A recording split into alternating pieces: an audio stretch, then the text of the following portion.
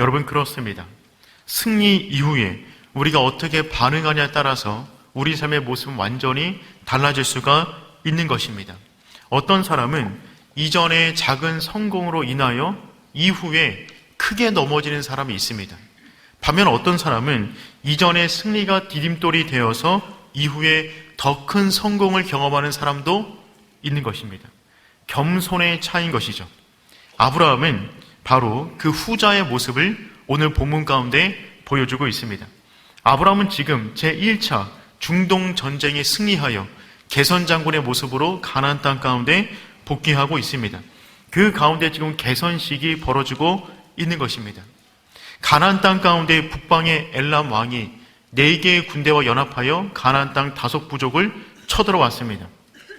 12년 동안 엘람 왕 그돌라 오멜에게 조공을 바치다가 더 이상 바치지 않겠다라고 반란을 일으켰더니 북방에 있는 4개의 연합군이 가나안 땅을 침공하게 된 것입니다. 맨 위로부터 북쪽에서부터 남쪽까지 끝까지 내려와 한 바퀴를 돌고 다시 소돔 땅을 마지막으로 공격함으로써 전쟁은 너무나 손쉽게 끝이 났습니다. 그리고 모든 인질과 전리품을 가지고 그돌라 오멜은 북쪽의 맨 끝에 있는 도시 단에서 쉬고 있었습니다. 이때 롯이 잡혀갔다는 소식을 들었던 아브라함은 200km가 넘는 거리를 단숨에 달려와 야밤에 기습 공격을 합니다. 너무나 밤에 공격을 받았기 때문에 허둥지둥 거리며 도망치는 그돌라 오멜을 80km 떨어져 있는 호박까지 쫓아가 계속해서 공격을 퍼부어서 결국 빼앗겼던 모든 사람과 전리품을 취하여 아브라함은 가나안 땅으로 돌아오고 있습니다. 학자들은 말하기를 그 사람과 전리품이 수십 킬로미터가 되었을 것이다라고 추정하고 있습니다. 그리고 지금 가나안 땅에 들어오자 사람들은 아브라함의 이름을 외치고 있는 것입니다. 이때 나왔던 사람 가운데 살렘 왕과 소돔 왕도 있었어요. 두 왕이나 나와서 맞이했으니 아브라함의 위치가 얼마나 높아졌는가를 지금 본문 가운데 볼 수가 있는 것입니다. 그런데 이 살렘 왕과 소돔 왕은 양극단의 인물이었습니다. 세상은 그런 것 같습니다. 우리가 조금만 잘 나가면 우리를 찾아오는 사람들이 많아집니다. 그때 우리는 지혜롭게 관계를 맺어야 되는 것이죠. 그 관계를 통하여 우리가 하나님과 더 가까워지는 만남이 있고요. 그 관계를 통하여 하나님과 멀어지는 만남이 있을 것입니다. 오늘 찾아오던 두 왕은 그와 같은 모습을 보여주는 대표적인 두 사람이 됩니다. 그런데 오늘 아브라함은 이 두 왕과의 만남을 통하여 그의 믿음이 한층 높아지고 더욱더 단단해지는 모습을 보여주고 있어요. 그래서 오늘 본문 전체 가운데 아브라함의 믿음을 한마디로 정리하면 이렇게 정리할 수 있을 것입니다. 하나님께 yes, 세상에 대하여 no. 이것이 오늘 본문 가운데 보여주는 아브라함의 믿음의 한 문장인데 우리 역시 본문의 말씀을 통하여 이 세상을 살아가는 우리의 믿음이 이처럼 명확해지는 저와 여러분 되기를 축복합니다. 하나님께 대하여 yes, 세상에 대하여 no. 예스와 노가 분명한, 선명한 믿음의 사람 되기를 축복합니다. 첫 번째, 아브라함은 살렘 멜기세덱과 만남을 갖습니다. 그와 대화를 진행해 나갑니다. 18절 말씀 우리 함께 읽어보겠습니다. 살렘 왕 멜기세덱이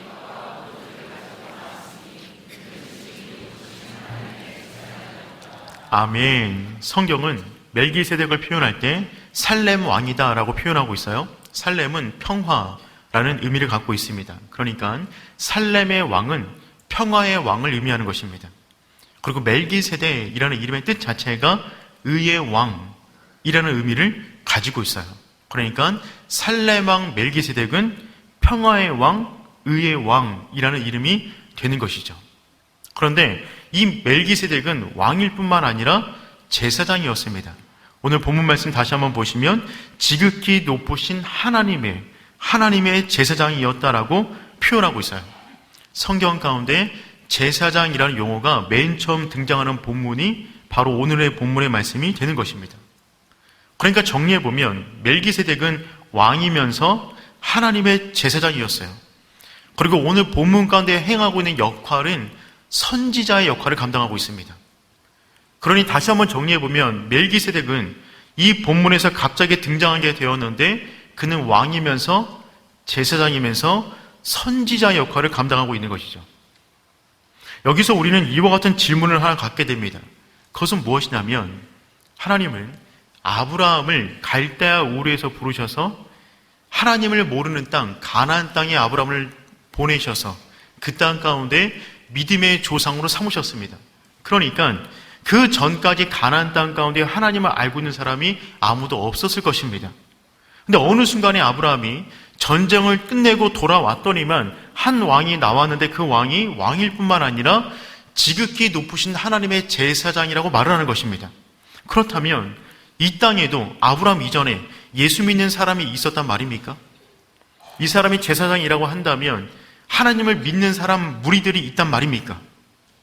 그와 같은 궁금증을 갖게 됩니다. 그래서 멜기세덱은 성경 전체 가운데 등장하는 사람 가운데 가장 신비로운 사람으로 알려져 있어요. 오늘 본문에 멜기세덱이 처음 등장했어요. 그리고 1000년이 지난 이후에 시편에서 한 번 더 등장합니다. 시편 110편 4절 말씀 우리 함께 읽어보겠습니다. 여호와는 맹세하고 변하지 아니하시리라. 이르시기를 너는 멜기세덱의 서열을 따라 영원한 제사장이라 하였도다. 아멘. 창세기 14장 이후에 1000년이 지난 이후에 시편 110편에 다시 한번 멜기세덱이 언급되고 있는데 뭐라고 언급되고 있냐면 너는 멜기세덱의 서열을 따라 영원한 제사장이라 하셨도다. 그런데 시편 110편은 그 이름 자체가 메시아 시편입니다. 전체가 메시아에 대한 언급이 이 시편 가운데 기록이 되어 있어요. 그러니 여기서 보니까 너는 멜기세덱의 서열을 따라라고 말하는 그 너가 누구냐면 메시아를 말하는 것입니다. 그러니 메시아가 이 땅 가운데 어떤 모습으로 오시는 것이냐면 멜기세덱의 서열을 따라 영원한 제사장으로 이 땅 가운데 오신다는 거예요. 예수님에 대한 메시아에 대한 예언이 들어가 있는데 멜기세덱의 서열을 따라 온다. 이 말은 무슨 말이냐면 제사장들은 아론 계열입니다. 그런데 영원한 제사장은 어떤 모습으로 오는 거냐면 아론 계열로 오는 것이 아니라 왕이면서 제사장인 멜기세덱의 서열을 따라 오신다. 그분이 우리의 만왕의 왕 예수 그리스도가 되신다는 것을 시편은 지금 언급을 하고 있는 것입니다. 여기서 한 번 더 등장하고 신약으로 넘어가면 히브리서에서 한 번 더 등장합니다. 그러니까 성경에 총 멜기세덱은 3군데 나오는데 창세기, 시편, 히브리서 5장과 7장에 나오는데 7장 1절과 3절 말씀 보도록 하겠습니다. 1절과 3절 가운데 멜기세덱이 등장하는데 1절부터 2절까지는 오늘 우리가 본문으로 삼고 있는 창세기 14장에 있는 말씀을 정리해 놓은 것입니다. 그리고 3절 가운데 그분이 누구인가를 언급해주고 있어요. 우리 3절 말씀 함께 읽어보겠습니다. 아버지도 없고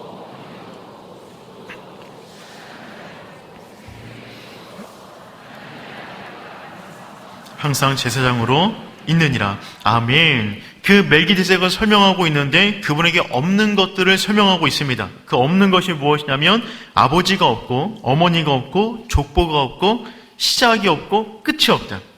사람이라면 이 5가지는 다 있습니다.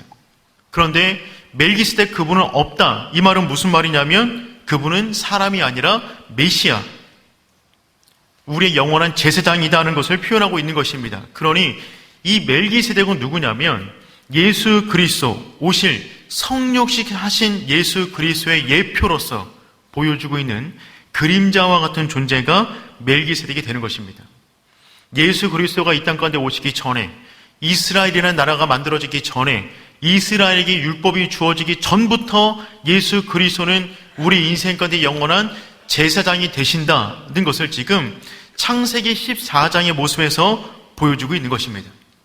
그 멜기세덱 그분이 지금 빵과 포도주를 가지고 와서 밤새도록 전쟁을 치르느라 육체가 피곤한 아브라함과 그의 군대들에게 먹을 것을 제공해 주고 있어요. 그런 다음에 그 이후에 아브라함을 온 마음 다해 축복합니다. 이 축복의 내용이 너무나 중요합니다. 19절 말씀 함께 읽겠습니다. 그가 아브라함에게 축복하여 이르되 천재 주제이시오 지극히 높으신 하나님이여 아브라함에게 복을 주옵소서. 아멘. 멜기세덱이 지금 아브라함을 축복해 주고 있는데 그 축복의 내용을 가만히 보면 실은 아브라함의 이름을 높이는 것이 아니라 하나님의 이름을 높이고 있어요. 그래서 하나님의 이름을 길게 말하고 있습니다. 천지의 주제이시요 지극히 높으신 하나님이여 아브라함에게 복을 주옵소서. 지금 아브라함의 승리를 기념하는 개선식을 진행하고 있는데 모든 사람이 아브라함 그 이름을 부르고 있는데 멜기세덱이 등장해서 지금 그 순간 가운데 한 번도 들어보지 못한 천지의 주제이시오 지극히 높으신 하나님을 외치고 있어요. 이 단어를 원어로 보면 하나의 단어인 엘리온이라고 표현해 놓았습니다. 엘리온이여 라고 지금 표현하고 있는 것입니다. 마치 로마의 개선 장군이 개선식을 위하여 들어오고 있는데 모든 사람들이 그 장군의 이름을 부르는 현장 가운데 한 종이 그 뒤에서 메멘토모리를 외쳤듯이 지금 모든 사람이 아브라함의 이름을 외치고 있는 그 현장 가운데 멜기세덱이 등장하여 엘리온 그 이름을 지금 외치고 있는 것입니다. 그 이름의 뜻은 무엇이냐면 지극히 높으신 하나님, 엘리온의 하나님, 그 이름을 지금 사람들 앞에서 외치고 있는 거예요. 하나님의 이름이 여러 가지가 있는데 그 가운데 엘리온의 하나님이 오늘 본문 가운데 맨 처음 등장을 하고 있습니다. 그러니 지금 멜기세덱은 뭘 말하고 있는 것이냐면 너희들이 지금 외치고 있는 아브라함이 승리를 얻은 것이 아니라 지극히 높으신 하나님, 천지의 주제신 하나님께서 아브라함 가운데 승리를 주셨다는 것을 지금 멜기세덱이 선포하고 있는 것입니다. 여러분, 그렇습니다. 우리들의 모든 승리는 우리의 승리가 아니라 하나님의 승리가 되는 줄 믿습니다. 지금 이 순간 가운데 멜기세덱은 온 사람들로 하여금, 그리고 아브라함으로 하여금 아브라함을 기억에 남기도록 만드는 것이 아니라 엘리온의 하나님을 기억하라고 선포하고 있는 것입니다. 승리에 도취하지 말라는 것입니다. 너가 한 일이 아니라는 것입니다. 하나님께 집중하라는 것입니다. 사랑하는 성도 여러분, 이런 사람들이 여러분의 주변에 많아지기를 축복합니다. 우리 인생에 찾아오는 수많은 사람들이 있을 것입니다. 그때 내 이름에, 내 인생에 집중하도록 만드는 사람, 그 사람이 아닌 나로 하여금 하나님을 기억하게 만드는 사람, 엘리온의 하나님, 지극히 높으신 하나님을 기억하게 만드는 그 사람이 여러분 주변 가운데 많아지기를 축복합니다. 그 하나님이 아브라함에게 승리를 주셨어요. 20절 말씀 우리 함께 읽어보겠습니다. 너희 대적을 내 손에 붙이신 지극히 높으신 하나님을 찬송할지로다 하매. 아멘. 지금 멜기세덱이 말을 하고 있는 것입니다. 너희 대적을 내 손에 붙이신 하나님께서 대적을 너 손에 붙여 주셨다는 것입니다. 손에 붙여 주셨다라고 하는 붙이신 이 단어는 밑게인이라는 단어입니다. 이 밑게인이라는 단어는 어떤 의미냐면 위협으로부터 피할 길이 없도록 애워싸다 라고 하는 의미를 갖고 있어요. 즉 어떤 의미가 있는 것이냐면 아브라함이 그들로 오매를 한 곳에 몰아놓아 그들을 쳐 부순 것이 아니라 하나님이 그들이 움직이지 못하도록 한 곳에 국석진 곳에 몰아놓아 아브라함이 그냥 치면 이길 수 있도록 그들을 붙여 주셨다는 것입니다. 아브라함의 능력이 탁월해서 그런 것이 아니라 그의 용사들이 싸움을 잘해서 그런 것이 아니라 그의 전략과 전술이 탁월해서 그런 것이 아니라 하나님이 아예 움직이지 못하도록 그들을 붙잡아 놓았다는 것입니다. 그 밑겐의 하나님, 그 하나님이 엘리온의 하나님이 된다고 지금 설명을 하고 있는 것이죠. 그 순간에 많은 사람들의 의문이 다 풀렸어요. 아니 그래도 그렇지, 아브라함이 아무리 용맹해도 그렇지, 그의 전술이 아무리 탁월해도 그렇지 어떻게 개인이 국가를 이긴단 말입니까? 어떻게 개인이 국가의 연합군대를 이길 수가 있단 말이에요? 이해가 안 되는 거잖아요. 근데 이 순간에 이해가 되기 시작한 것입니다. 너희들이 믿었던 가나안 땅의 신들이 너희들의 안전을 보장해 주는 것이 아니라 엘리온의 하나님, 그 하나님이 아브라함과 함께하고 계셔서 그 하나님이 승리를 주셨다는 것입니다. 바로 그 순간에 아브라함은 엘리온의 하나님을 만났어요. 아브라함은 지금 성장하는 중에 있습니다. 하나님의 이름을 처음 들었어요. 엘리온의 하나님. 그 하나님을 만나자 그의 엄청난 믿음의 고백을 그 앞에 드립니다. 그 내용이 무엇이냐면 11조입니다. 지금부터 잘 들으셔야 됩니다. 20절 말씀 읽어보겠습니다. 너희 대적을 내 손에 붙이신 지극히 높으신 하나님을 찬송할지로다 하며 아브라함이 그 얻은 것에서 10분의 1을 멜기세덱에게 주었더라. 아멘. 아브라함이 멜기세덱의 축복을 받고 엘 엘론의 하나님을 만나자 그가 얻었던 수십 킬로미터 되는 전리품 가운데 10분의 1을 멜기세덱에게 드렸어요. 성경에 처음 등장하는 11조가 등장하는 장면입니다. 이후에 모세가 명문화를 시킵니다. 그리고 우리 역시 아브라함의 믿음의 고백을 따라서 하나님께 11조를 드리고 있는 것입니다. 이 11조는 율법으로 주어진 것이 아니라 율법이 주어지기 이전에 모든 승리에 대한 감사의 표현으로 하나님께 올려드린 아름다운 신앙의 고백이 되는 겁니다. 여러분, 아브라함은 지금 이 표현을 드리고 있는 것입니다. 이 전쟁은 하나님의 승리였습니다. 제가 한 것은 달려간 것밖에 없습니다. 달려갔더니 그냥 가지고 온 것밖에 없습니다. 그러니 이 전쟁의 승리자는 하나님이시기 때문에 전리품은 모든 것이 승리자의 것이 됩니다. 그러니 이 모든 것은 하나님의 것입니다. 그 고백으로 지금 11조를 주님 앞에 올려드리고 있는 거예요. 정직한 자의 고백입니다. 내 것이 아니라 모든 것이 하나님의 것입니다라는 고백으로 지금 11조를 올려드리고 있는 것이죠. 아브라함의 이 믿음의 고백은 하나님을 향하여 예스. 나의 모든 것은 하나님께서 주신 것입니다. 내가 취한 것은 하나님께서 붙여주셔서 얻은 것입니다 라는 고백으로 지금 헌금을 드리고 있는 것입니다. 하나님께서 우리 가운데 무엇을 붙여주시든 전리품을 주신다면 그 가운데 믿음의 고백을 하나님께 순수하게 드릴 수 있는 하나님의 사람 되기를 축복합니다. 두 번째, 아브라함은 소돔 왕 베라와 만나게 됩니다. 소돔 왕이 보니까 아브라함이 얻었던 수많은 전리품 가운데 10분의 1을 아무 의심 없이 그냥 멜기세덱에게 드리는 겁니다. 이 모습을 본 소돔 왕은 하나의 염치도 없는 하나의 꾀를 가지고 무리한 요구를 하게 돼요. 21절 말씀 우리 함께 읽어보겠습니다.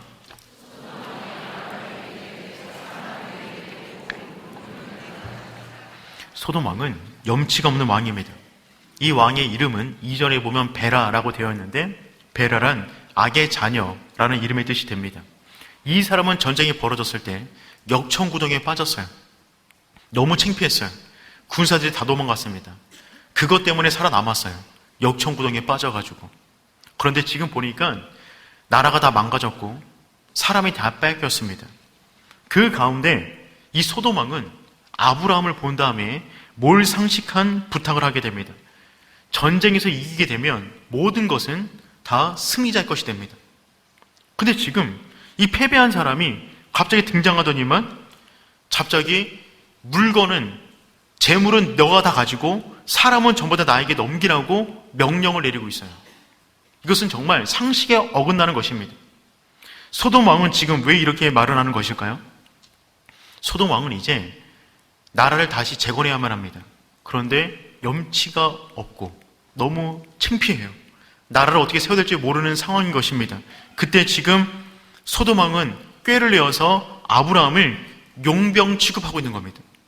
마치 내가 너 고용했잖아. 그러니까 돈은 다 가져. 용병 값이다.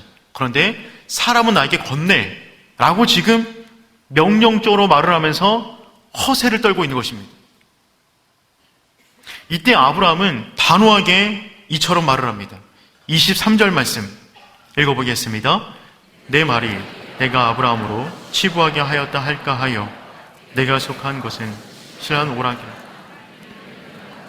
내가 가지지 아니하리라. 아멘. 아브라함은 지금 뭘 말하고 있냐면 내 말이 소돔 왕 내 말이 내가 아브라함으로 치부하게 하였다 할까 하여.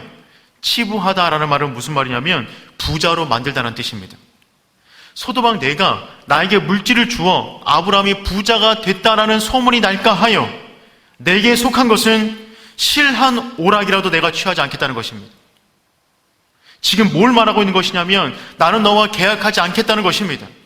이 아브라함의 믿음, 하나님을 향하여 100% 예스를 말하지만 세상을 향하여서는 실오라기 하나라도 노라고 말하는, 내 인생 가운데 세상의 영향력 1%도 허용하지 않겠다는 다짐입니다. 사랑하는 성도 여러분, 세상을 향하여 이 예스와 노가 분명한 하나님의 사람 되기를 축복합니다. 물질적으로 보자면, 돈만 따지자면 멜기세덱에게 10분의 1을 드렸습니다. 그리고 소돔 왕에게 굴을 줍니다. 그렇다면 누구에게 더 많이 바친 겁니까? 소돔 왕에게 돈으로만 보자면 그렇지만 실은 그렇지가 않아요. 그 전부를 하나님께 드린 것입니다. 10분의 1을 드릴 때부터 전부가 하나님의 것입니다라는 고백을 드렸어요. 더군다나 이 굴을 왜 주는 것이냐면, 내 인생을 100% 하나님이 채우셨는데 너가 감히 그 가운데 숟가락을 얹으려고 그래? 그럴 수가 없어. 다 가져가. 이거 중요한 것이 아니야. 하나님이 내 인생 채우셨어. 그 말만 남기게 하기 위하여 전부를 써버리는 겁니다. 그러니 그 전부가 하나님께 드려지는 것이죠. 너무나 멋지지 않나요? 이 멋진 성도를 어디 가면 또 볼 수 있을까요? 이곳에서 많이 볼 수 있는 복된 교회 되기를 축복합니다. 결국 실오라기 하나, 그거 하나하나가 쌓여서 인생이 되는 것입니다. 우리의 인생, 실오라기 하나라도 세상의 것을 얹히지 않는 저와 여러분 되기를 축복합니다. 그렇다면 아브라함은 어떻게 이와 같은 믿음의 담력을 가질 수 있었을까요? 그것은 그가 맹세하고 있는 하나님의 이름에서 알 수가 있어요. 우리 22절 말씀 함께 읽어보겠습니다. 아브라함이 천재 주제이시오 지극히 높으신 하나님 여호와께 내가 손을 들어 맹세하노니.